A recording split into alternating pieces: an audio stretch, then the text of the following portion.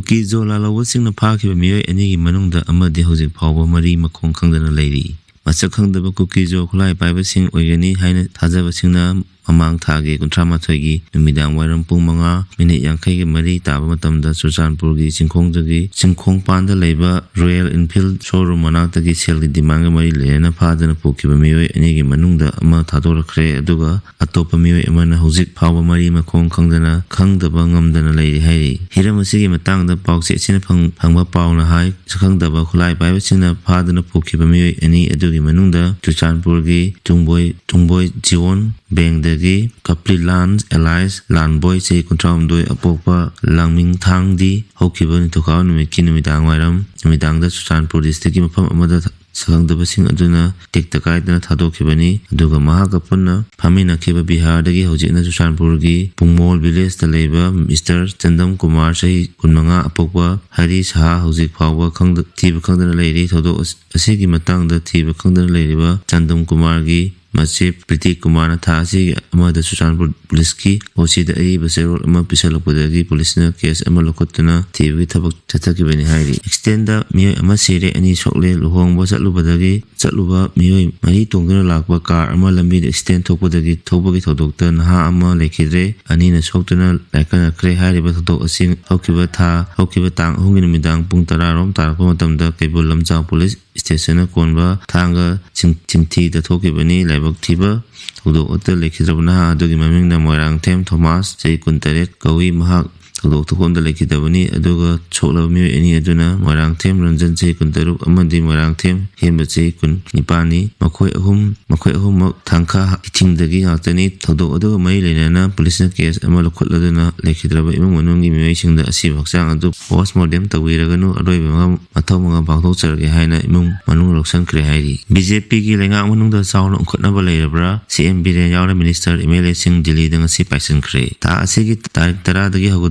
trying to Suba Manipur Legislative Assembly Gitari Suba, Mipongi Mango Assembly, Speaker T.H. Sajaberta, Manipur Governor, AJ Kumar Bala, BJP Lenga, Asigi Chief Minister N. Biren, Amadi Emile Sing deleting Matang Python Cray, Toan bus source Sing the Pau Session Pongba Paugi Matungina, Asinu Tilpung, among Minute Yakimanga, Satpa Matamda, Indigo flight, the Chief Minister N. Biren, Power Minister Tonga Bishojit, CAF and PD Minister Esang Sem Susendro, Wax Minister Govindas Kontaujam, Langtabal, ACG MLA Karam Sam, Lamlai ACG MLA, Kumban Tabang Ibomsa, Paswa ACG MLA, Kunjakesor, Keba Amadi, Kumbi ACG MLA, Chanasam, Premchandra New Delhi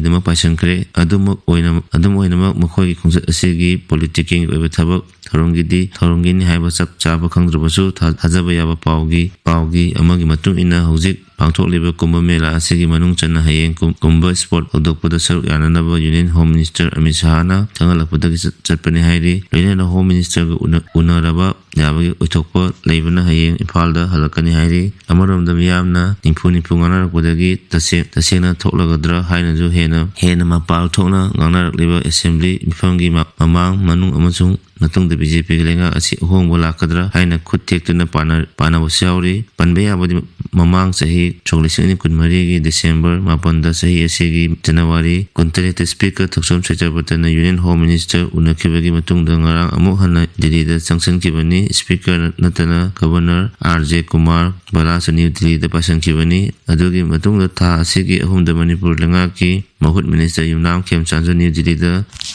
Sanction Kibani, Adubu Union Home Minister Amit Sahaga Unaba Pangdri Haina Tazaba Pawan Haidi, Assembly Impam, Mango Nena, Denga Asigi Losing Machina, Nathan Speaker, much Governor Power Yaw New Delhi, Masing Sanction Kiba, Sina BJP, Denga Ununda, Disitengi Wapam Amuk Hana, Sapon Tuna Lenga, Asida Home of Nova Tabo Pakatpa, Horaba, Hybrid Singba, Yam Naganarli, La Libera City, Ipo Asida, Turkey Assembly Impam Asida. MPP की MLA Singh opposition bench ता फमहल लगनी हाइना speaker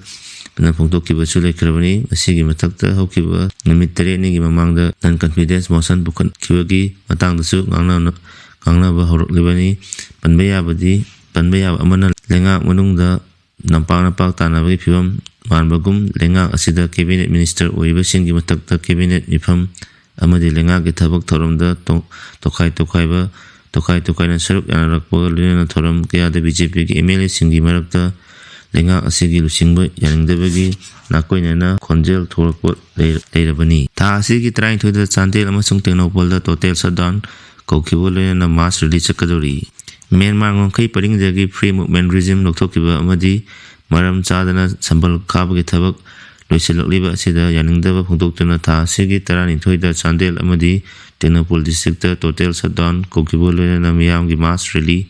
chatkani haina Chandel Naga People's Organization gi makedagi khangalakli. CNPO na thadorakba cherol amagi matung ina February 13 gi ayuk pung 3 dagi nungthil pung 3 phaba total shutdown asi Tengnoupal amadi Chandel district ki Naga kul taba phamsinda chathagani miyam rally the Chandel district headquarter da chatkani hairi. February 3 da phamkiba CNOPO tribe host NSUC amadi NCAC gi emergency general body mifamna rally asida total shutdown tawbagi warep asi lokibani hairi. Loinana hokiba ahanba warep ta Chandel gi Naga tribe 13 na punchallaga semba Chandel Naga People's Organization na dorokliba warep asida miyamna yausanduna mapung phana democratic protest oina wafam kya thamlaki. Ningsingba yai Hojik Ministry of Home Affairs ki makhada state asida Indo-Myanmar border da chathariba fencing khabagi thabak asi Naga sina yaningdaba photo libani. Ngongkai paringda security ki conversation thorang ki thabak lukhatpa hore. Haukiba January 23 dagi Myanmar ga India ga tainaba ngongkai paringda Manipuri lalolup singi apunba lami singa KNB amadi maka seminariba kulai paiba singa akanuma ongda nongmai kapnaba aduna maram oiraga hojik Myanmar ga tainariba Manipur gi ngongkai paringda security force ki conversation thorang lokhatpa hokre. Kamjong district police ki SP Ningsen Basuna phongtorapagi matung ina Myanmar gi ngongkai paringda hojikchu talobusing marakta kuthoknabagi thodok leptabana maram oiraga Manipur lengaki maikaidagisu Myanmar ga tainariba mafamsingda alert lautokpo loinana Assam Rifles ki maikaidagisu mafam ahumda check posting nauna hangdoktuna chasin thorangsing lokhatli hairi. Myanmar ga tainariba namli amadi phaikot manakta check posting hangdokpo loinana ngongkai da chatok chasin tawba yadanaba kupna yengsinbagi thabak chathaba hokre. Hojik phawbagi oina khut thoknaba aduda Manipur gi karam kanabra lawsing yauribagi habadi official oiba paw phangba ngamdri loina asi ana kaya yaukhrabagi habagi chapchaba khangba ngamdri hairi. Nakal amaromda Myanmar gi khaidagi dalawsing khut thoknabada maram oiraga Myanmar gi refugee chani hopumatoi hojik Manipur da